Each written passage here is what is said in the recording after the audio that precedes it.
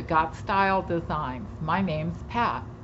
My channel is all about leather, techniques, supplies, tools, designs, applique, braiding, and much more.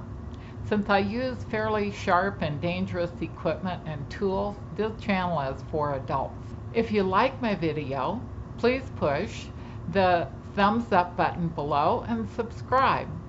Thanks, and let's get on with the video. Today's video is on how to bevel leather lace.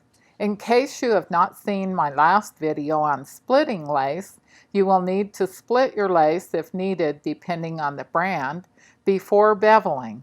Why do we need to bevel lace in the first place?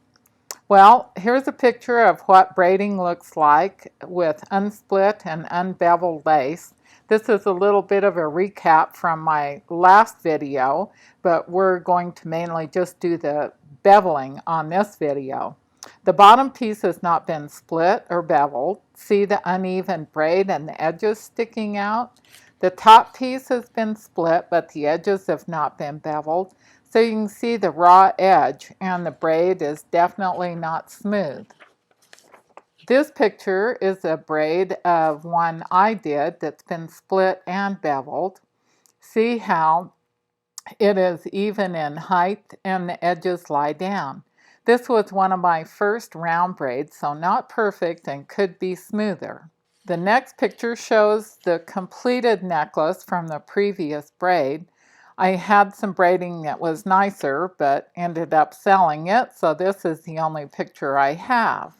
If you use Packer kangaroo lace, you should not have to split since it's higher quality and it's much more even. What are the different types of beveling? Well, here's a picture of the lace and the beveling, and you can see the straight-on picture is the rectangular piece of lace.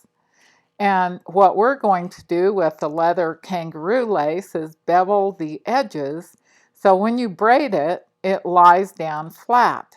And that's mainly with 4-plait braiding or flat braiding. The other type of beveling is with corners at an angle, and a lot of whip makers or people that braid multiple strands use that, so their lace lays flat. The one I don't have a picture of is all 4 corners being beveled, and that's mainly for people who are beveling rawhide, but I'm not getting into rawhide today. What are the different types of bevelers and edgers? The blades are sharp, so be careful. Handheld scalpel or razor blade. A handheld edger used for leather working, and that would be called a common edger. The Why Not beveler, the Lace Master, and there are many other homemade and high-end bevelers available, but I'm just showing you the ones that I use myself and I have used myself. Next, here's a picture of the scalpel, or you could use razor blade, and the common edger. Well, there's no way I am using a scalpel up against my thumb and pulling the lace through like some people do. I've seen some very bloody pictures from that method. Other people use a rubber mat with a common edger, and both ends of the lace have to be held taut while you run the edger down the flush side of the lace on a rubber mat. You have to press fairly hard and almost put a groove in the mat to take the edge off the lace. This method does not work for me either. The Why Not beveler works well, and it has several attachments, so you can cut lace to width, or you can bevel it at 30 or 45 degrees. I bevel my kangaroo at 30 degrees. There is also a flat metal bar attachment, so you can just use a clamp to attach to your bench instead of screwing it down. First, cut both ends of the lace to a point to make it easier to feed the end through the beveler without having to open and reset. You may need to use needle nose pliers to grab the end of the lace. Test and reset if necessary. If too tight, you will take off pieces of the bottom grain edge, which you don't want to do. You only want to take off the corners of the flush side of the lace so it will lay flat when you braid it. Okay, let's try out the Why Not Beveler. And the first thing we need to do is prepare the lace to go in it. And I'm using a scalpel. Be careful, just to make a point on the lace so that it'll be easy to thread through the beveler. So we're taking the flush side and we want to put it through the beveler. And sometimes you may need a little pair of pliers or something, but we can adjust the beveler by this loosens it. This knob will bring it back for the width of your lace.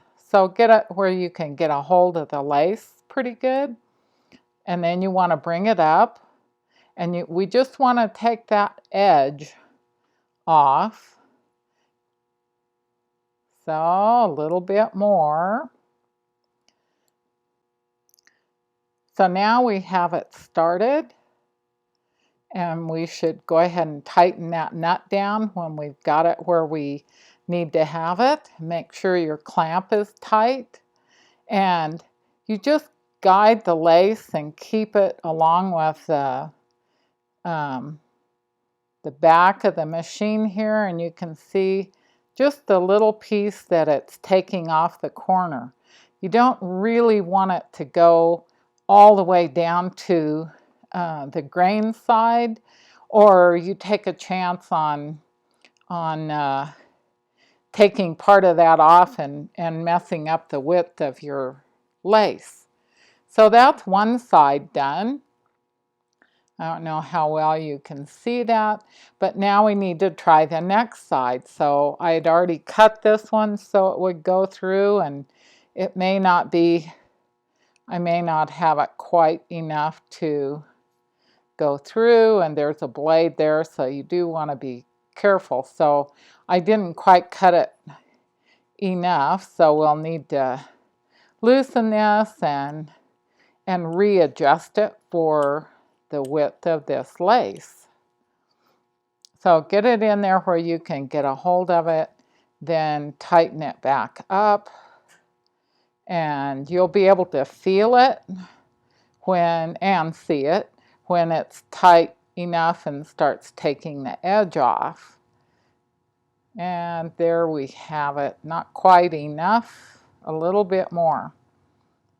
Okay, now you can see where we'll tighten it up.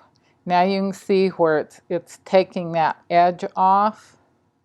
And this will allow our braid to lie really flat. For some things, like maybe bracelets, you really don't need to take the edge off of the packer lace because it's such nice quality. So if I hadn't slipped, there we have it beveled on both sides and ready to make a really nice braid, so it will lie down on itself and you'll hardly be able to see where it joins. I don't have the Lace Master, but I've used it at the leather show in Sheridan, and Steve has YouTube videos online so you can see how it works. Of course, more fun would be to come to the leather show in Sheridan, Wyoming, and try it yourself. Why Not Lace is also at that show, so you can try them both. I posted the information on vendors for the kangaroo lace and equipment below. I know there are a lot of other brands of equipment and lace.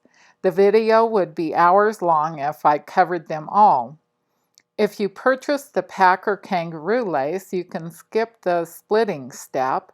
Kangaroo is much stronger than other types of lace, and you may not be able to split other varieties as thin. For instance, calf lace or some other lace like maybe deer or elk. You have to be very careful how thin you split those. You can also bevel rawhide lace, but that's another subject. Stay tuned for my edge braiding and applique videos next, where we will use the braiding soap we made in our first video and the splitting and beveling techniques shown in this video. I'll try to post new videos every week or two. Subjects will also contain lots of other leather techniques and information. If you are interested, I'll do a video on making a round braid necklace like shown in this video earlier. If you like this video, please push the thumbs up button and subscribe button so I will know you like these videos and find them useful. Thanks for watching.